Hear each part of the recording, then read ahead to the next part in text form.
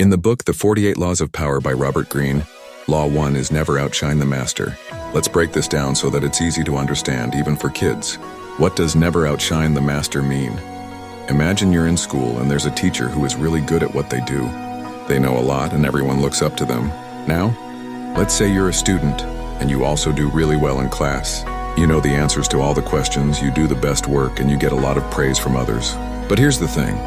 If you constantly show that you're better than the teacher, or if you always make them feel like they're not as smart or talented as you, that could make the teacher feel insecure or upset. In fact, the teacher might not like you as much anymore, even though you're doing great things.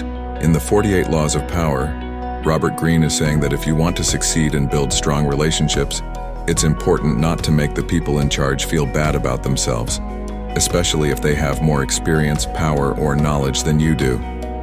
Instead of showing them up or making them feel threatened, it's better to support them and let them feel like they're still in control. Why is this important?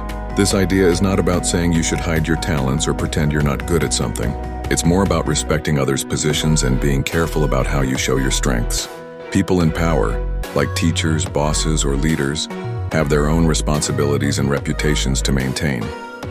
If you challenge them too much, they might feel threatened, and it could hurt your relationship with them. In simpler terms, don't make someone who is in charge feel like you are taking their place or that you're better than them. Instead, let them feel respected and in control, even if you have some skills or talents that could outshine theirs in certain areas. Example to help you understand. Let's say there's a young soccer player who's really good at scoring goals. They join a new team, and on their first game, they score a lot of goals, more than anyone else on the team, including the coach's own child, who has been the star player until now. Even though the new player is amazing, they should be careful about how they celebrate their success. If they make a big deal out of their goals and act like they are the best player on the team, the coach might feel bad because they've been in charge for a long time and are used to being the leader. The better choice would be for the new player to act with humility, praise the team, and let the coach still feel respected. That way, the coach doesn't feel threatened and the player can still shine, but without taking away the coach's power or authority. How does this law apply in real life? At school. If you're really good at math, for example, and there's a teacher who loves teaching math, you don't want to show them up by answering every question before they even have a chance to explain. Instead, you can help others and show your skills without overshadowing the teacher. This helps everyone feel good, and your teacher will still be in charge. At home. If your parents are in charge at home and you always try to show them how much smarter or better you are, they might feel like they aren't doing their job well.